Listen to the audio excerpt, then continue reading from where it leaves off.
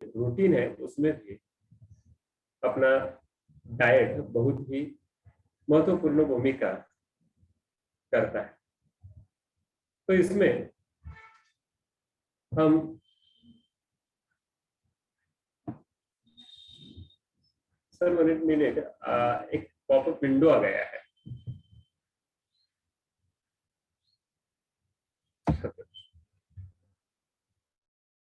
तो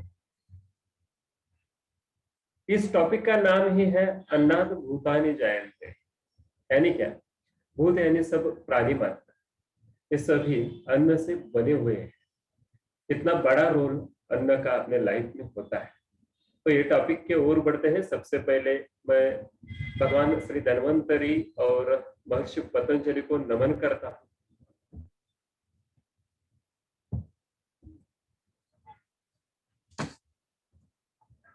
आपके पास तैत्तिरीय उपनिषद का भी एक श्लोक है, अन्नाद भूतानि जायन्ते जातेन अन्नेन वर्धन्ते। तो तैत्तिरीय उपनिषद में अन्न की तरफ बहुत ही ध्यान दिया गया है।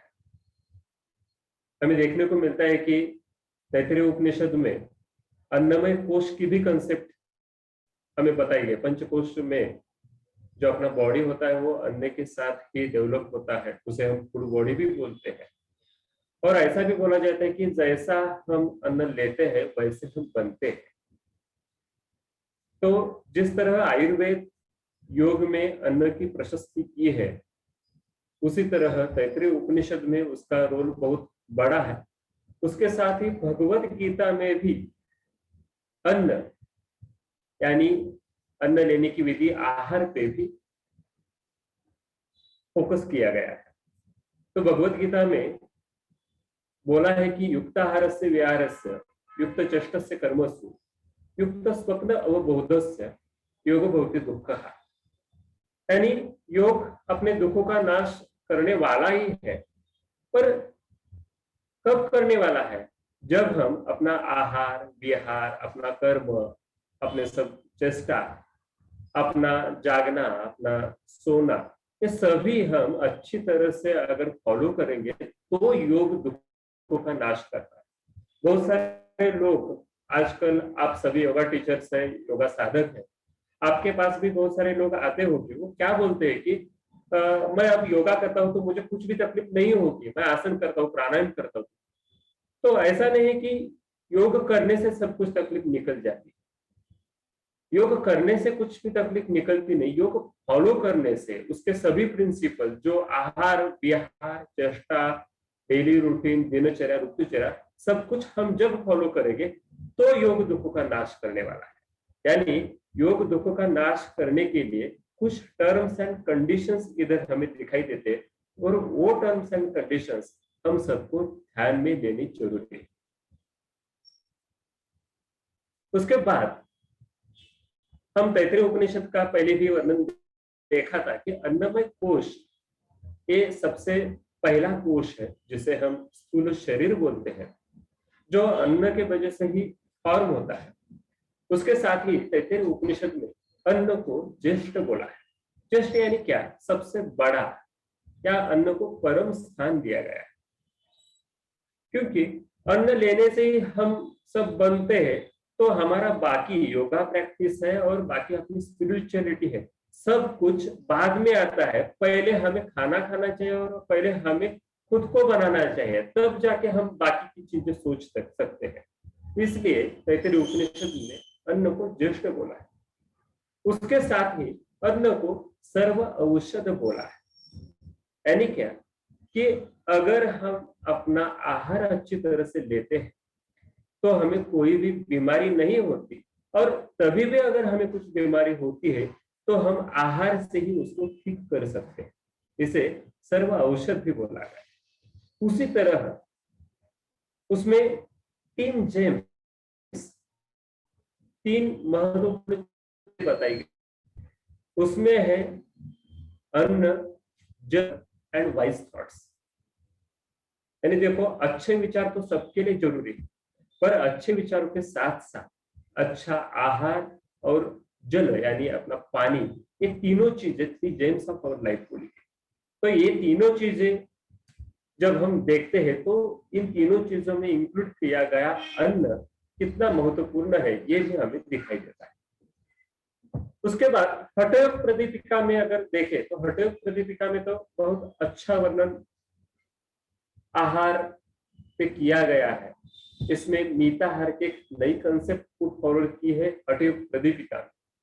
उसके साथ ही हठयोग प्रदीपिका में जो बाधक तत्व बोले गए पहला ही तत्व अत्याहार बोला गया। अत्याहार प्रयासश्च नियमाग्रह संघश्च लौश्च षड्भिर्योगो विनश्यति ऐसे बोला है। तो अति आहार करने से हम योगा में बाधा डालते हैं, यानी इस टाइम पे हमें ध्यान में आता है कि आहार का रोल योग सिद्धि में भी बहुत महत्वपूर्ण है। उसके साथ ही हठयोग प्रदीपिका में ऐसा बोला है कि जब कोई एक साधक योग साधक सिद्धासन करता है और वो 12 साल तक करता है तो उसको योग सिद्धि मिल जाती है। पर वो सिद्धासन 12 साल करते समय उसको मिताहार भी फॉलो करना पड़ता है, यानी योग सिद्धि के लिए सिद्धासन के साथ साथ आहार का भी महत्व इधर बताया गया है। उसके बाद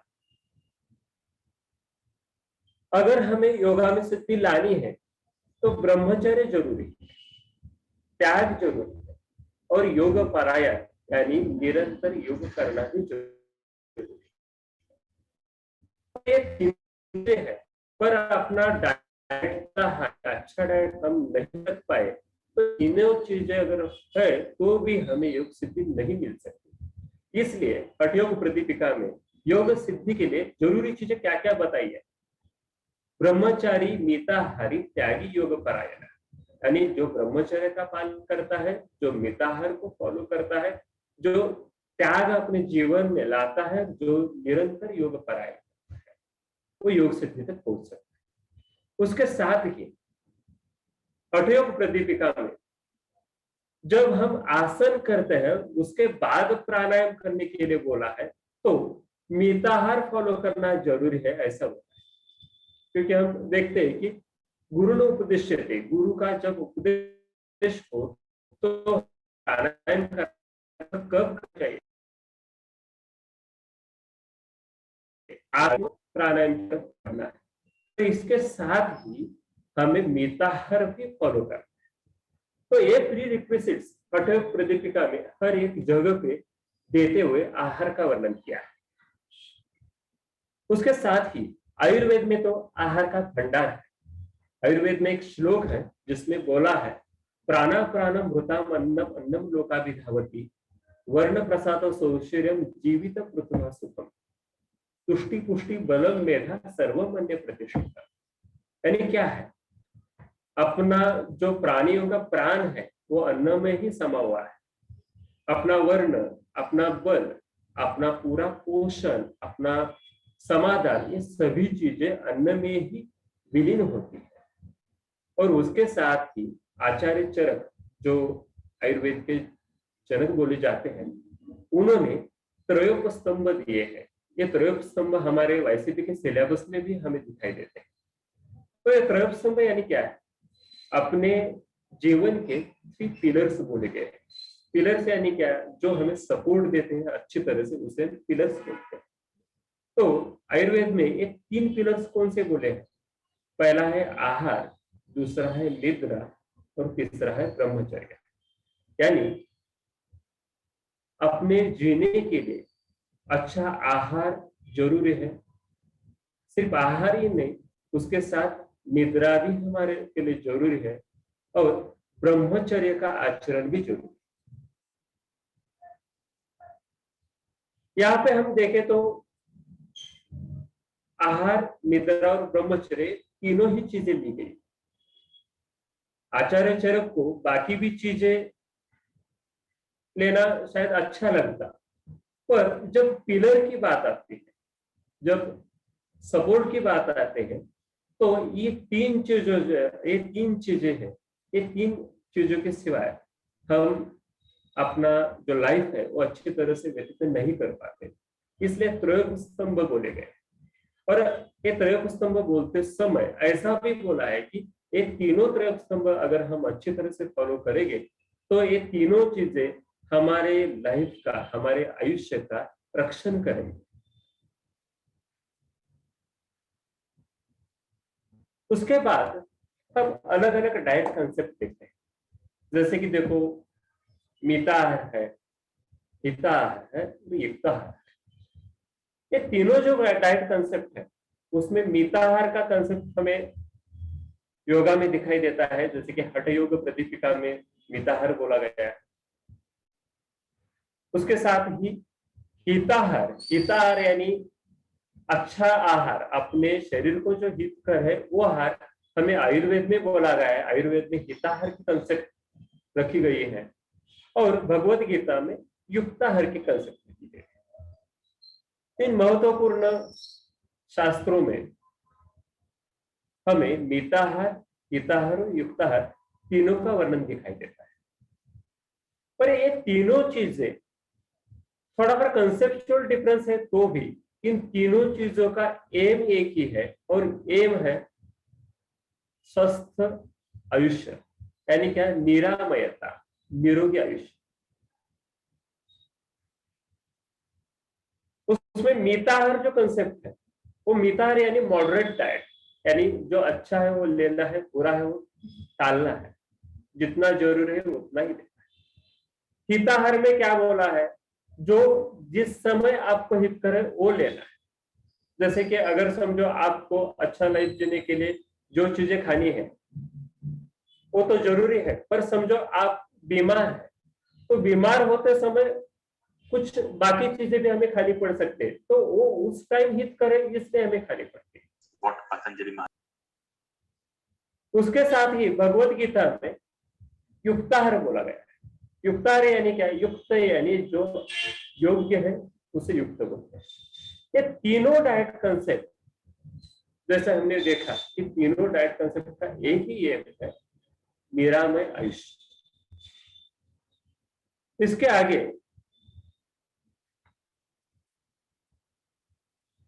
हम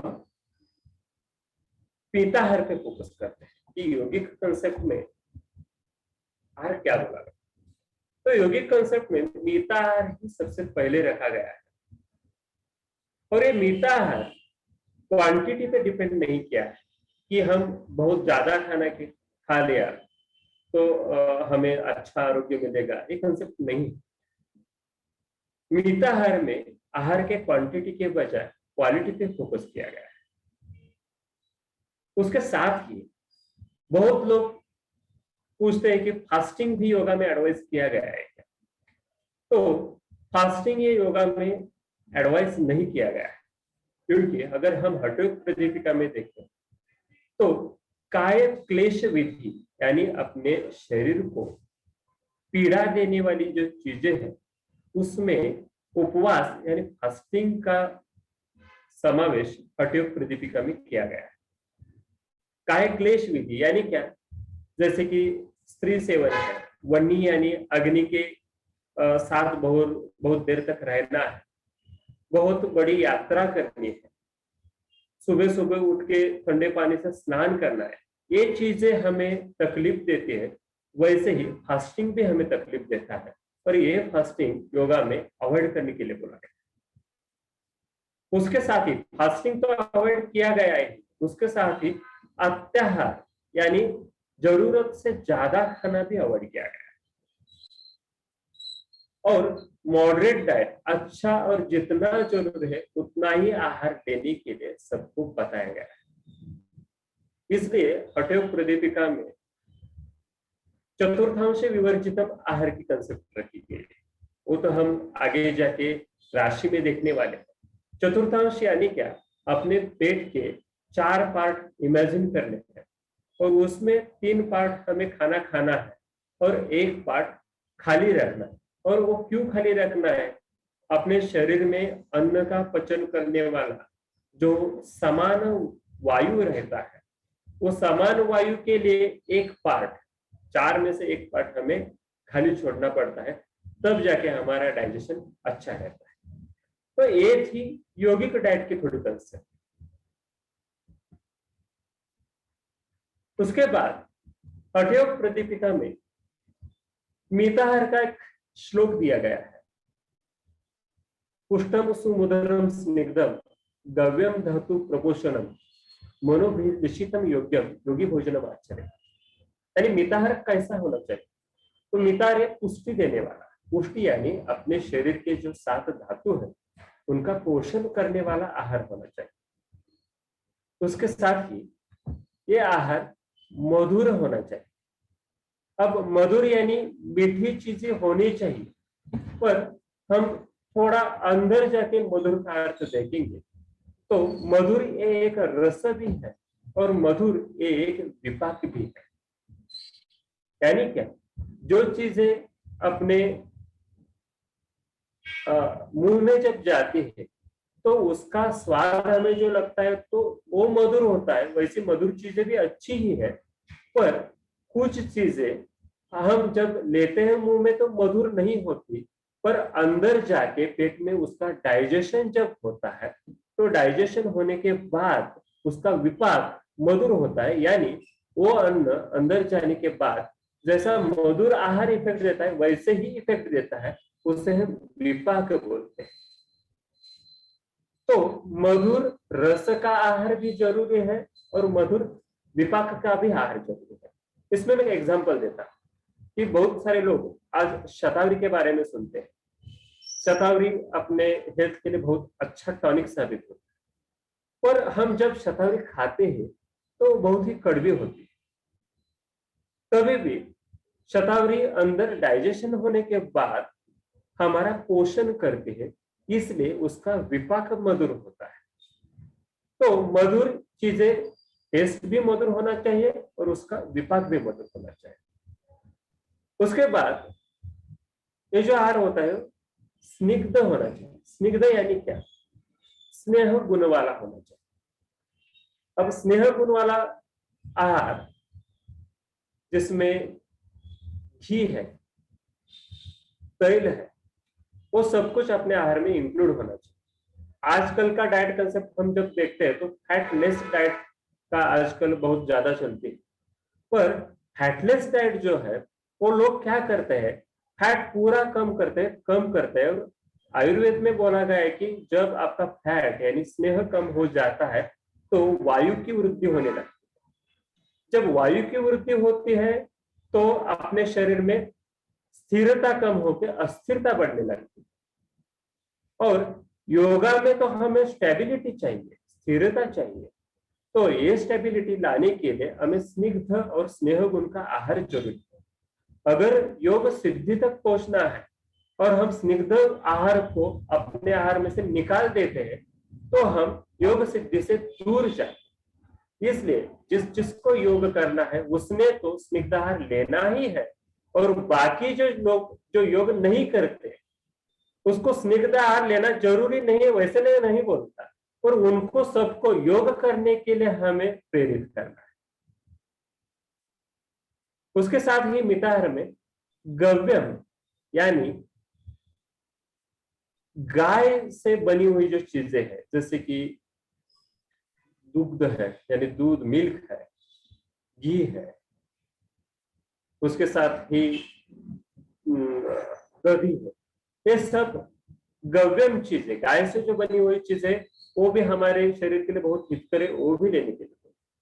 उसके साथ ही आहार धातु प्रपोषणम करने वाला चाहिए।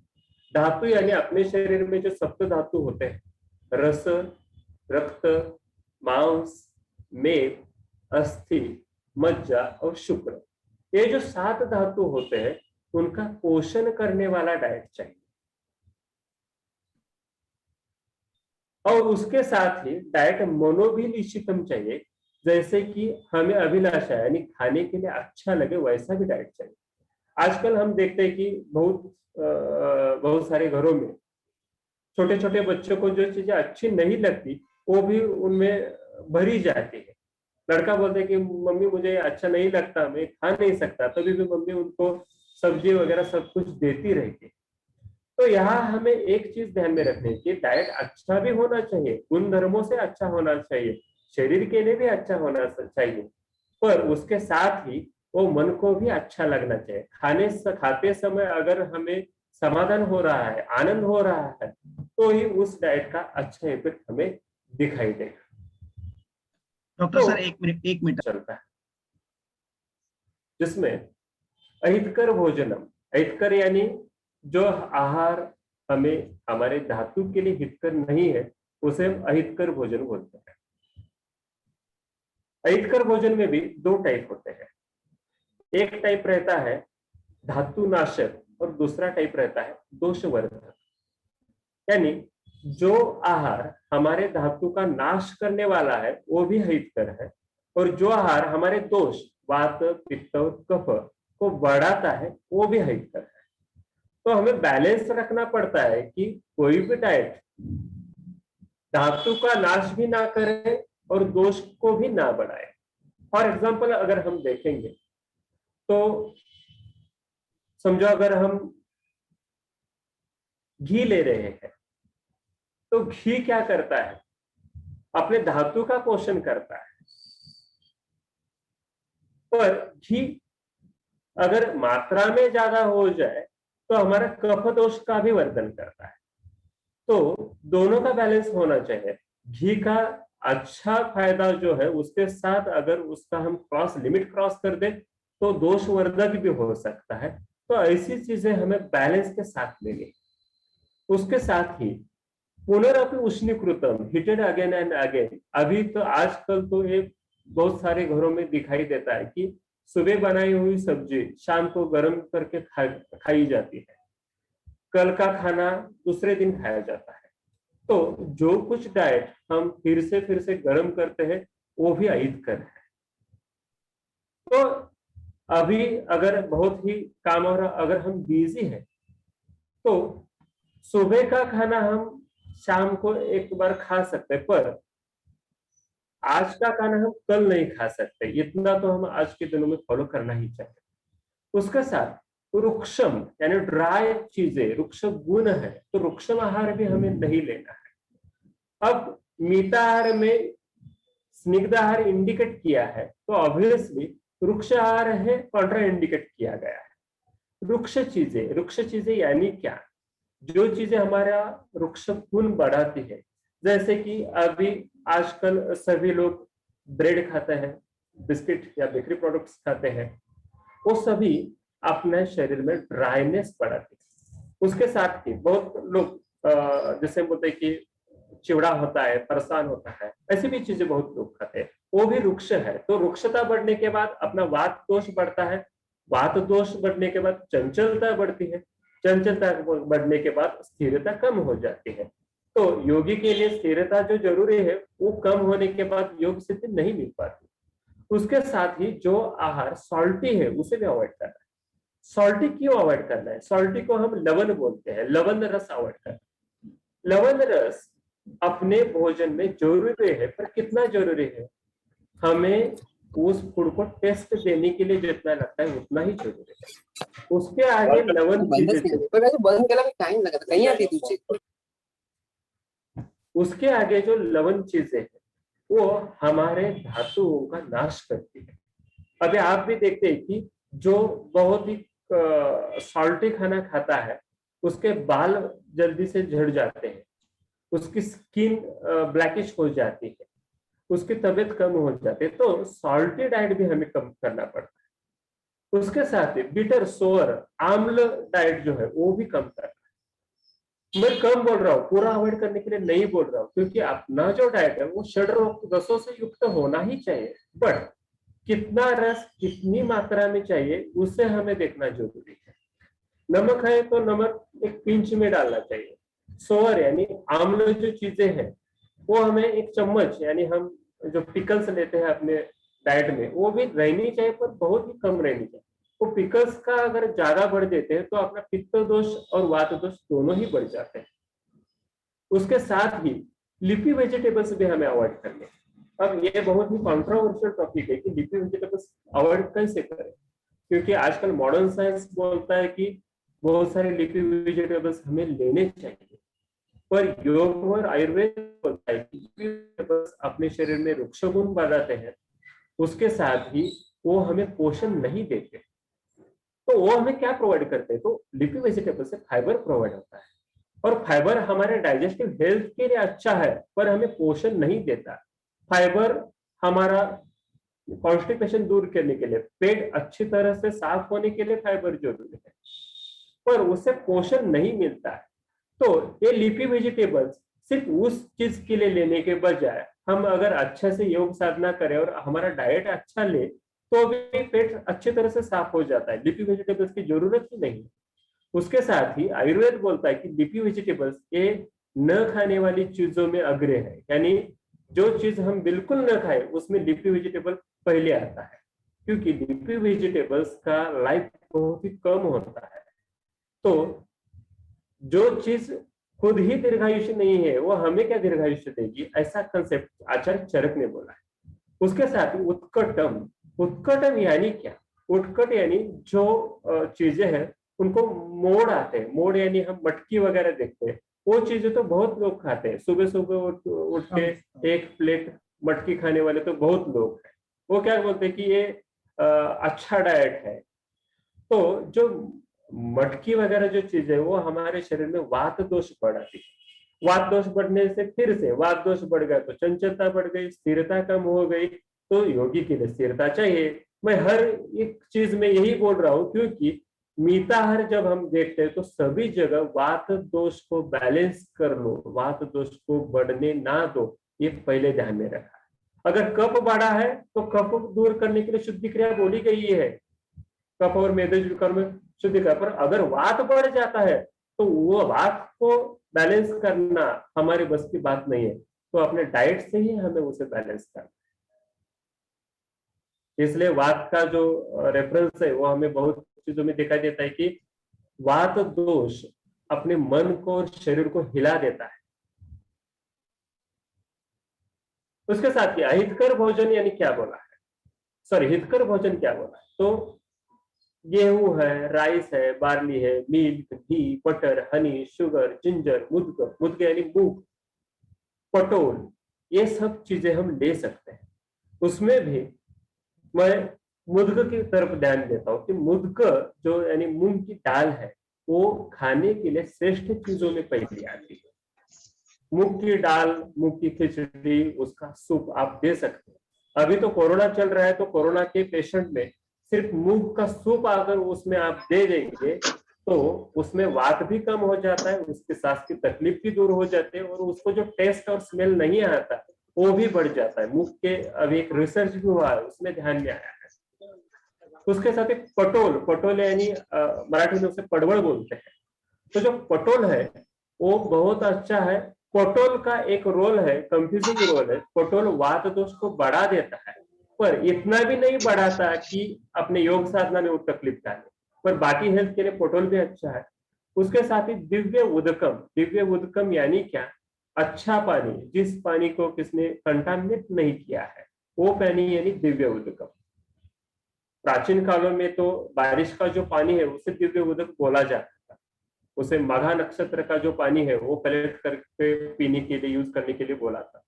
पर अभी तो हम ऐसा सोचते थे कि जिस पानी में किसने कंटामिनेट नहीं किया है, हाथ नहीं लगाया, उसे दिव्य उदक बोल सकते हैं। और बाद में जाके पंचशाक आ जाता है। पंचशाक यानी अपने जो बैंगन है या पोटैटो है, ऐसी जो चीजें पंचशाक यानी जैसे हम फल वर्ग में डालते हैं, वैसी चीजें भी हमें खानी चाहिए। तो ये हो गया क्या खाए। सर नेक्स्ट क्या नहीं खाना है, ये तो हमने अभी डिस्कस किया है कि बिटर, सोर, सॉल्टी, स्पाइसी चीजें नहीं खानी है, पंजेंट हॉट चीजें नहीं खानी है, अभी ऑयली नहीं खाना है। अब आपको कंफ्यूज हो जाएगा कि स्निग्ध गुण का तो लेना है पर ऑयली नहीं खाना है, ये कैसे हो सकता है? तो घी जो है, घी और ऑयल जितना जरूरी है उतना हमें लेना है, पर जो जरूरत से ज्यादा होता है उसे हम ऑयली कहते हैं। तो वो ऑयली चीजें हमें नहीं लेनी है। जैसे सब्जी में जरूरत से ज्यादा ऑयल डाल दिया, वो भी नहीं लेना है। मस्टर्ड सीसम, ये तो ऑयल सोर्सेस है, वो तो हमारे डाइट में चाहिए, पर ये भी जरूरत से ज्यादा नहीं होनी चाहिए। अल्कोहल, फिश, मीट, ये तो अवॉइडेबल ही चीजें है। उसके साथ कर्ड अवॉइडेबल चीजों में बताया गया। कर्ड क्यों अवॉइडेबल है? तो कर्ड अपने शरीर में अभिसंधि निर्माण करता है। अभिसंधि यानी क्या? अपने शरीर में जो अपने धातु का जो मेटाबॉलिज्म चल रहा है उसमें बाधा डालने का काम कर्ड करता है। तो अब अभी हम देखते हैं कि कर्ड लोग कैसा खाते हैं, एक एक बाउल भर के कर्ड खाते हैं। तो कर्ड की उतनी मात्रा नहीं बोली है। कर्ड ये लेना कितना है? तो अपने हाथ में एक चम्मच कर्ड एक ठीक होता है, और उससे ज्यादा कर्ड अवॉइडेबल है। उसके साथ एक बटर मिल्क, ये अवॉइडेबल चीजों में है। पर अवॉइडेबल क्यों है? बटर मिल्क ये अपने शरीर के धातुओं का क्षरण करता है, यानी धातुओं का इरोजन करता है।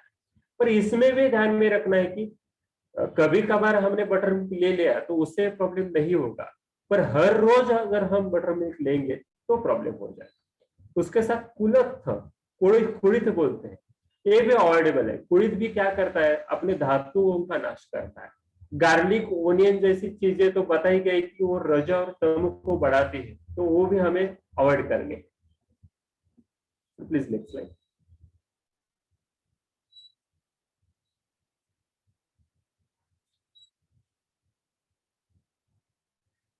तो आगे आता है आहार और गुण विचार। भगवत गीता में आहार और गुण विचार बहुत अच्छी तरह से दिया गया है। जैसे हमारे प्रकृति सात्विक, राजसिक और तामसिक रहती है, वैसे आहार भी सात्विक, राजसिक और तामसिक रहता है। जो आहार हमें ताकत देता है, अच्छा आरोग्य देता है, आनंद देता है और दीर्घायु भी देता है, उस सात्विक आहार कहते हैं। जो चीजें मिताहार में बोली गई है वो सभी सात्विक चीजें हैं। सभी पार्ट जो है वो सात्विक में आते हैं। राजसिक आहार स्पाइसी और ऑयली रहता है, अपने हमें स्टिमुलेट करना, एंगर और जेलसी की भावना हमें राजसिक आहार से उत्पन्न होती है। इसलिए हम बहुत बार देखते हैं कि जो बहुत तीखा तला हुआ वगैरह जो खाना खाते हैं उनका स्वभाव भी वैसा तीखा रहता है, उनका बोलने का स्टाइल भी वैसा रहता है, उनका देखना भी बहुत वैसा रैश होता है, तो रजोगुण बढ़ता है।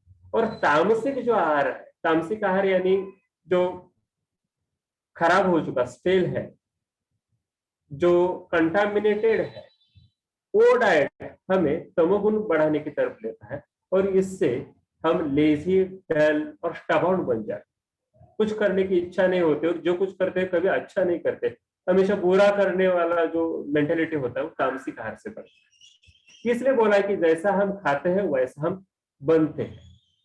उसके बाद थोड़ा हम योगा के एस्पेक्ट में नहीं बोले हुए पॉइंट के पास आते हैं, जो कि है अग्नि का कंसेप्ट। योगा के एस्पेक्ट में हठ सिद्धि लक्षण में अग्नि दीपनम बोला गया है। वपु कृशत्वम वदने प्रसन्नता, नाद स्फुटत्वम नयने सुनिर्मल, बिंदु जयो अग्नि दीपनम। इस श्लोक में अग्नि दीपन बोला गया है कि अपना अग्नि यानी अपना पाचक अग्नि, अपना डाइजेस्टिव फायर अच्छा होना चाहिए। पर ये डाइजेस्टिव फायर भी चार टाइप का होता है। एक होता है सम, एक होता है विषम, और एक होता है तीक्ष्ण, और एक होता है मंद। और ये चारों अग्नि वाले लोग हमें आजू बाजू दिखाई देते हैं। जैसे कि समझो कुछ लोग ऐसे होते हैं जो अभी खाना खाया तो 2 घंटे बाद उनको बहुत भूख लगती है, 2 घंटे के बाद खाना खाया तो फिर 1-2 घंटे के बाद फिर से बोलते कि और मुझे कुछ तो खाने के लिए चाहिए। तो उनका अग्नि तीक्ष्ण होता है। तो तीक्ष्ण अग्नि भी अच्छा नहीं है, वो पित्त दोष प्रधान अग्नि होता है। कुछ लोगों का ऐसा होता है कि सुबह खाना खा लिया तो शाम तक उनको खाना मन भी नहीं आता है, उनका अग्नि बहुत कम रहता है, उसे हम मंदाग्नि बोलते हैं। मंदाग्नि कफ दोष के कारण है। उसके बाद एक रहता है विषम अग्नि। विषम यानी अग्नि यानी क्या होता है? कभी कभार खाना खा लिया तो 2 घंटे बाद तुरंत भूख लगती है, और कभी कभी सुबह खाना खा लिया तो शाम तक भूख नहीं लगती। इसे हम बोलते हैं विषम अग्नि। यानी जिसका विषम अग्नि है उसे भी नहीं पता होता कि मुझे दोपहर को भूख लगेगी या नहीं लगेगी। अभी आजकल तो हम सब विषम अग्नि में जाते हैं। क्यों जाते हैं? हमारा अग्नि खाने में क्या चीज है इस तरह से बदल जाता है। हम घर जाते हैं और घर में बोलते हैं माँ को कि माँ अभी सब्जी कैसे, क्या बनी है, माँ बोलते है कि मेथी की सब्जी है, तो लड़का बोलते है कि नहीं मुझे भूख नहीं है। और अगर माँ बोली कि नहीं अरे तुम्हें पनीर वगैरह क्या है, तो नहीं नहीं जल्दी से परोस लो मुझे भूख लगी है। तो अभी आजकल तो हम सभी विषम अग्नि यानी वातज अग्नि में जाते। तो योगी की कैरेक्टरिस्टिक में ही बताया कि वात कम करना है तो योगी को विषम अग्नि से भी दूर जाना है, उसे सम अग्नि तक जाना है। सम अग्नि यानी क्या, सुबह का खाना खाने के बाद शाम को भूख लगनी चाहिए, अच्छी तरह से लगनी चाहिए।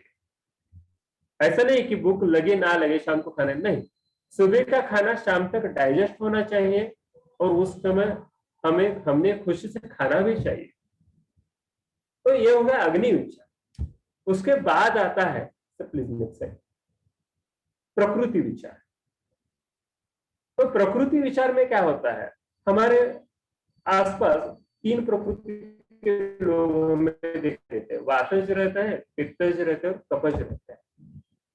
कुछ लोग हम देखते हैं कि वातज लोग जो होते हैं तो बहुत खाना खाते हैं, पर दिखते तो बहुत पतले होते हैं, तो हमें पता भी नहीं चलता अरे ये पतला आदमी है। समझो कि किसी गेस्ट को, हमने पतले गेस्ट को बुलाया और उसके लिए हमने सिर्फ 2 रोटी बनाई है, और खाना परोसते समय पता चलता है अरे 2 रोटी की कुछ कुछ नहीं होने वाला, 4-5 रोटी बनानी पड़ेगी। तो ये वातज अग्नि होता है। खाना बहुत अच्छा रहता है, बहुत खाते हैं, पर उनका शरीर बहुत पतला है।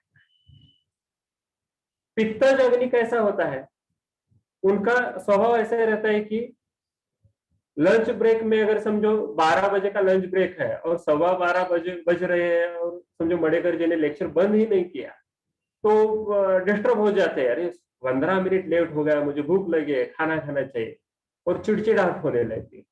तो पित्तज अग्नि के लोग रहते हैं, भूख बहुत ज्यादा लगते हैं, अच्छा खाना भी खाते हैं और हजम भी करते हैं।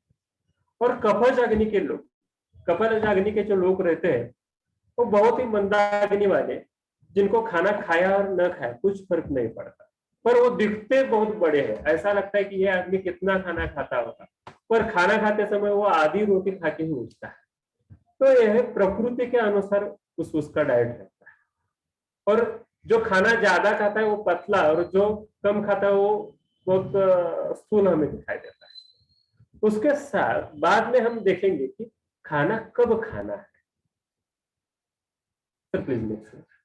कि हर लोग क्या बोलते हैं, खाना कब खाना है, लंच टाइम में खाना खाना है। कोई बोलता है कि रास्ते में जाते अच्छा स्मेल आए कुछ वड़ा पाव वगैरह तो खाना है। तो वैसे नहीं, खाना कब खाना है ये हमें पता होना चाहिए कि मुझे अभी खाना खाना है या नहीं खाना है।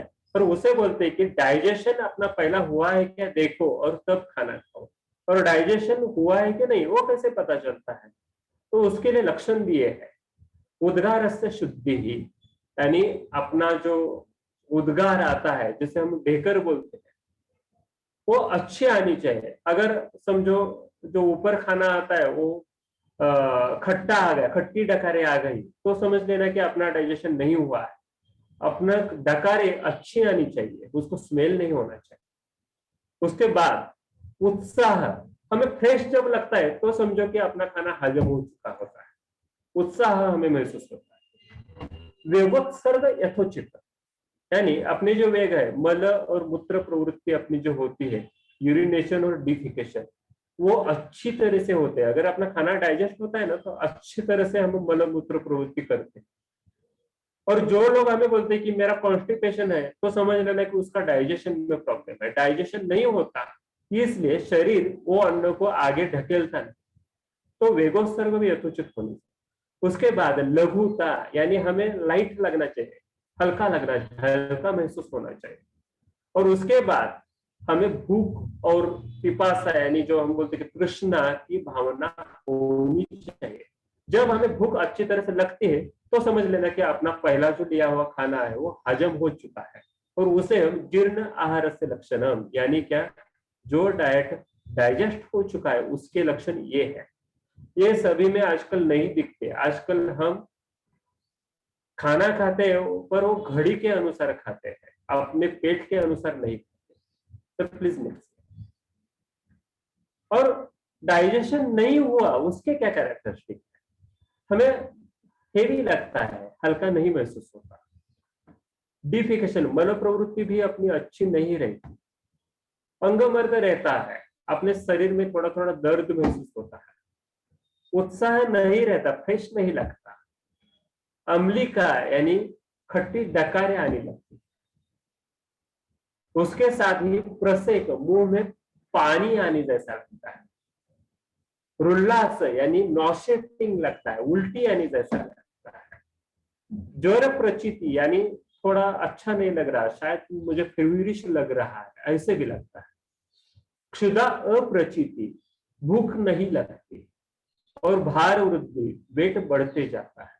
ये लक्षण अगर हमें दिखाई देते तो समझ लेना अपना डाइजेशन नहीं हो रहा है। पर अभी देखो क्या होता है, अभी देखो किसने बोला कि अरे मुझे थोड़ा फेवरिश वगैरह लग रहा है, वीकनेस महसूस हो रहा है, अच्छा नहीं लग रहा है, तो लोग क्या बोलते हैं, अरे बहुत ज्यादा खाना खा ले अच्छा लगेगा। तो इस समय हमें ध्यान में रखना चाहिए कि अगर ठीक नहीं लग रहा है तो खाना कम खाना चाहिए, ना कि वो ज्यादा खाना चाहिए। खाना कम करने से कुछ नुकसान नहीं होगा, पर ज्यादा खाने से बहुत सारे नुकसान हो सकते हैं। इसलिए हठयोग प्रदीपिका में भी अत्याहार बाधक तत्वों में डाला गया। Sir please next.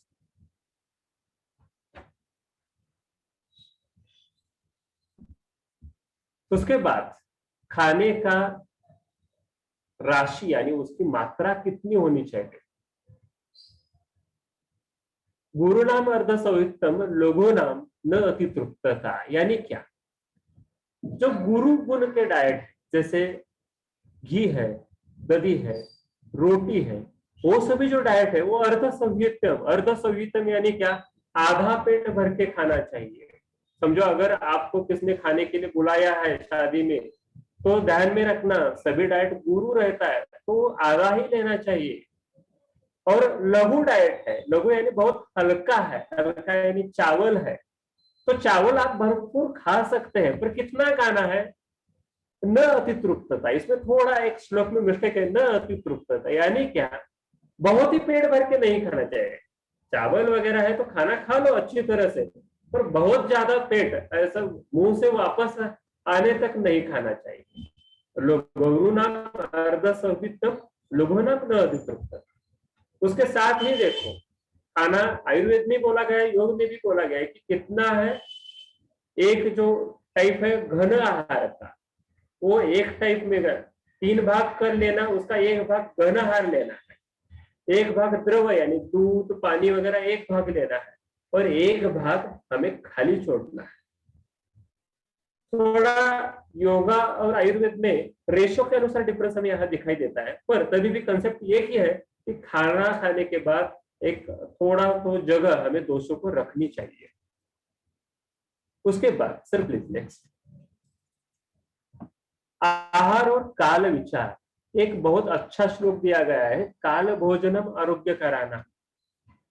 आपको लगेगा कि आरोग्य मिलने के लिए मुझे क्या करना चाहिए।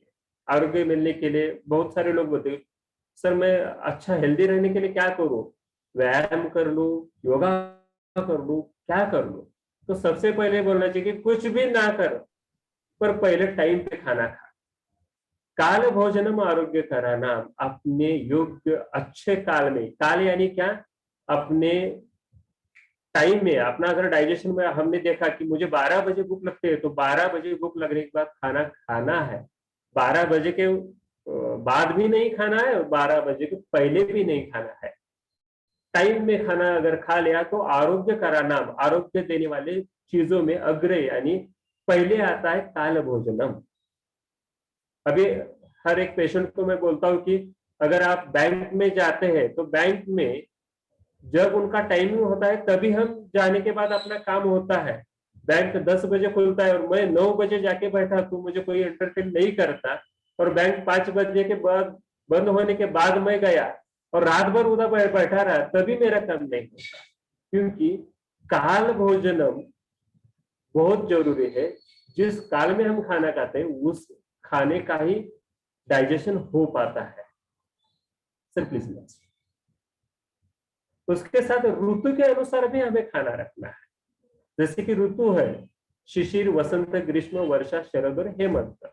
अभी तो हम वर्षा ऋतु में हैं, तो वर्षा ऋतु में वात दोष प्राधान्य रहता है, तो इस टाइम में वात कम करने वाली चीजें हमें खानी चाहिए, जैसे कि घी खाना है, गरम गरम खाना खाना है, और उसके साथ ये डाइजेशन के लिए जो अच्छा है वही खाना खाना चाहिए। ये हो गया वर्षा का। वर्षा ऋतु में बहुत बार लोगों में कंफ्यूजन दिखाई देता है, लोग बोलते कि ठंड का टाइम सीजन है तो बहुत खाना खाने से हजम हो जाता है, पर वैसे नहीं है। वर्षा ऋतु में ठंड होती है, पर वर्षा ऋतु में अपना डाइजेशन बहुत ही कम रहता है। तो वर्षा ऋतु का डाइट ये डाइजेशन के लिए हल्का होना चाहिए। और ठंड के जो दिन है, हेमंत और शिशिर ऋतु, इसमें अपना डाइजेशन बहुत अच्छा रहता है, उस टाइम हम कुछ भी खाए हजम हो जाता है। तो सीजन के अनुसार अपना डाइट हमें बदलना चाहिए। जैसे कि शरद ऋतु यानी अक्टूबर का महीना आता है, हम देखते हैं कि अक्टूबर में बहुत ज्यादा अक्टूबर हीट गर्मी होती है, तो उस टाइम हमें दूध लेना है। हम देखते हैं कि कोजागरी पूर्णिमा जो हम करते हैं वो भी शरद ऋतु में करते हैं, क्योंकि शरद ऋतु में दूध की जो ठंडा गुण है उसका, वो हमारे पित्त को कम कर देता है, इसलिए कोजागरी वर्ष शरद ऋतु में की जाती है।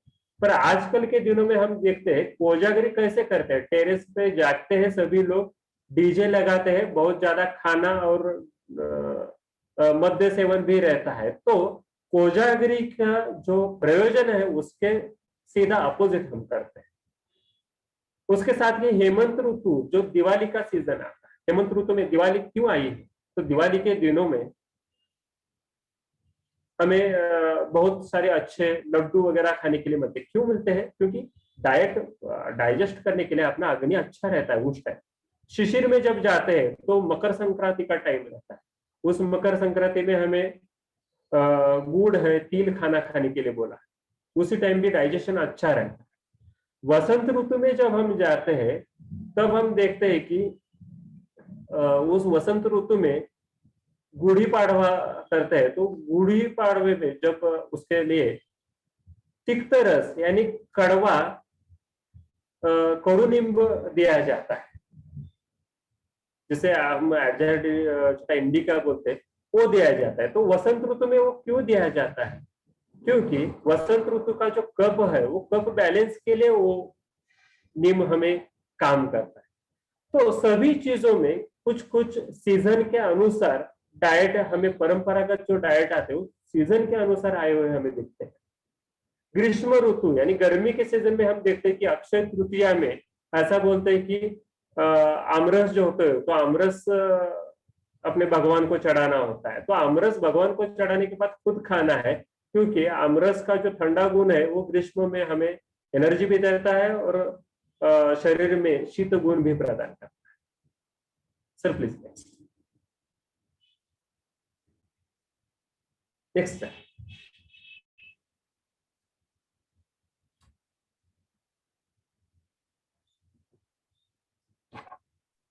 पुढे ढकलले दिसत नाही का? दिसत नाही सर, असू दे, काय हरकत नाही सर, कंटिन्यू करा आता। Okay sir, visible. हाँ, उसके साथ हमें रस का भी, रस टेस्ट का विचार पड़ता है। अभी आप सबको पूछा जाए कि आप अगर कुछ फंक्शन में खाना खाए गए तो क्या खाते हैं और किस क्रम से खाते हैं, तो हर आदमी बोलता है कि मैं पहले खाना खाता हूँ और जो स्वीट डिश है वो लास्ट में रखता हूँ। तो अपना एक स्टाइल रहता है कि खाना खाने के बाद स्वीट डिश लेना है।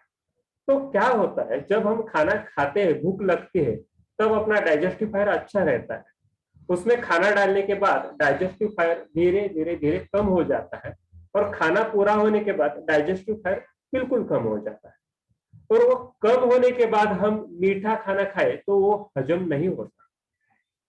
उसके बजाय हम अगर किसी फंक्शन में जाए और उस टाइम पहले स्वीट डिश खा ले और बाद में बाकी सारा खाना खा ले, तो किसको भी डाइजेशन की प्रॉब्लम नहीं होगी। लोग बोलते हैं कि मैं बाहर का खाना खाता हूं तो मेरा वेट बढ़ता है, मीठा खाना खाता हूं तो वेट बढ़ता है। पर मीठा खाना अगर हमने शुरुआत में खाया और बाकी भोजन बाद में किया तो कभी आपका वेट नहीं बढ़ेगा, क्योंकि पहला अच्छा डाइजेस्टिव फायर जब रहता है तभी आपका वो मीठा खाना डाइजेस्ट हो जाता है। Sir next slide, next slide. उसके साथ ही क्या क्या चीजें अवॉइड करनी है यह भी देखा है। आयुर्वेद के अनुसार देखते हैं कि अनशन, आयुर्वेद में बोला है कि अनशन यानी फास्टिंग अवॉइड कर दो। लोग फास्टिंग करते हैं 2 दिन 3 दिन, वो नहीं करना है। अगर फास्टिंग करना है तो क्या करना है, सिर्फ मूंग दाल की खिचड़ी और गर्म पानी से हम 1 दिन का फास्टिंग किया तो अच्छा रहेगा, पर कुछ खाना ही नहीं है ऐसा नहीं चलेगा। क्योंकि आप चूल्हा देखते हैं, चूल्हा जो जलाते हैं हम, चूल्हे में अगर हम कुछ उसमें लकड़ियां डालेगी नहीं तो चूल्हा बुझ जाता है। वैसा अनशन करने के बाद कुछ खाना ही नहीं खाया तो अपना डाइजेस्टिव फायर बुझ जाता है, तो अनशन नहीं करना है। उसके बाद हम सीधे तीसरे पॉइंट पे आते हैं, विषमासन नहीं करना है। विषमासन यानी क्या, खाने के टाइम में बदलाव नहीं करना है। आज 10 बजे खाना खाया, कल 2 बजे खाना खाया, नहीं करना है। उसके बाद अध्यशन नहीं करना है। खाना खाने के बाद फिर से कुछ खाना, या खाना खाने के बाद चाय लेना, बिस्किट खाना, ऐसे भी नहीं करना। अजीर्णासन भी नहीं करना है। डाइजेशन अगर नहीं हुआ है तो अगला खाना नहीं खाना है। और विरुद्धासन नहीं करना है। विरुद्धासन यानी क्या, जो चीजें एक साथ लेने से हार्मफुल हो सकती है वो नहीं खाना है। आजकल तो ये बहुत ज्यादा दिखाई देता है, दूध और फल एक साथ लोग खाते हैं, जिससे हम मिल्क बोलते हैं, वो विरुद्ध है, वो नहीं खाना है। नॉनवेज और मिल्क एक साथ नहीं खाना है। तो ये चीजें भी हमें अवॉइड करनी है। और एकाशन भी अवॉइड करना है। क्या होता है एकाशन, मैं सिर्फ चावल ही खाऊंगा, मैं सिर्फ फल ही खाऊंगा, ये भी नहीं करना है। Sir next, next slide. उसके बाद पथ्य यानी अपथ्य।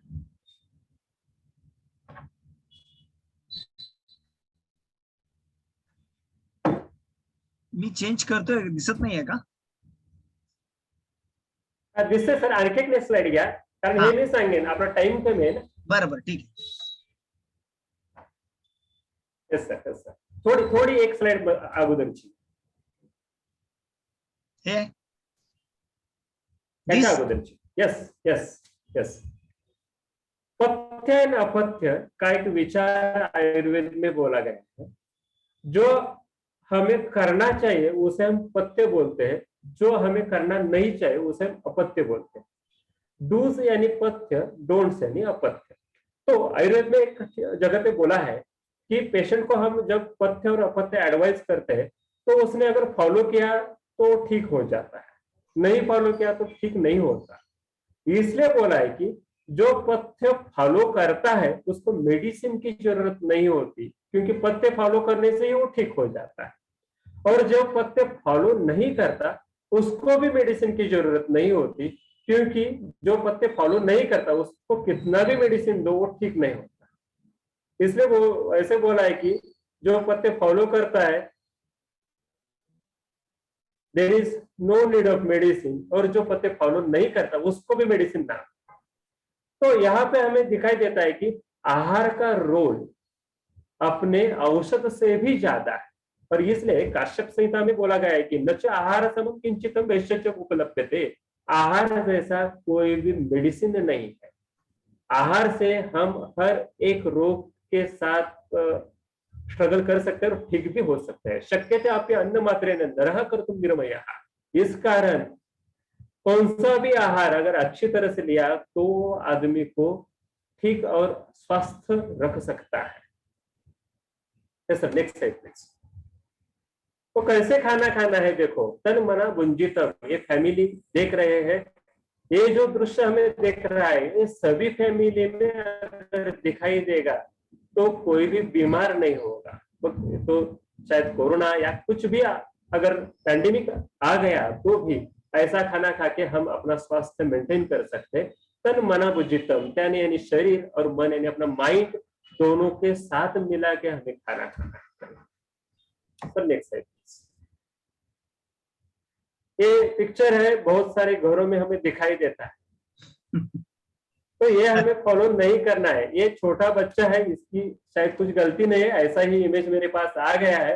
पर हमारे घरों में ऐसा बहुत सारे दिखाई देता है, सिर्फ बच्चों में नहीं, एडल्ट में तो बहुत ज्यादा दिखा है। बच्चों को हम क्यों ये करें, एडल्ट तो बहुत सारे ऐसे ही करते हैं। अभी टीवी के जगह सिर्फ मोबाइल आया है, पर मोबाइल देखते समय सब कुछ खाना हो जाता है। Sir please next.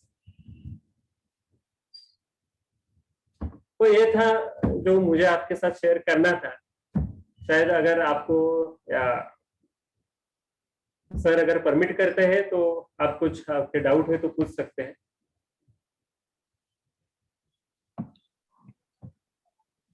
Hello sir, I have a question. Yes yes sir. मैंने कहीं सुना है भोजनांते तक्रम, तो आप तो छाछ पीने की मना कर रहे हैं। अच्छा अच्छा सर, भोजनांते तक्रम ये जो बोला है, छाछ पीने के लिए मना नहीं की है, उसमें उसका मात्रा के अनुसार दिखा गया है। क्योंकि आयुर्वेद बोलता है कि कोई भी डाइट पूरा खराब नहीं होता। उसका अगर हम अच्छी तरह से यूज नहीं करते, युक्ति से प्रयोजन नहीं करते, तो वो हमें तकलीफ देता है। और डाइट भोजनांते तक्रम क्यों बोला है?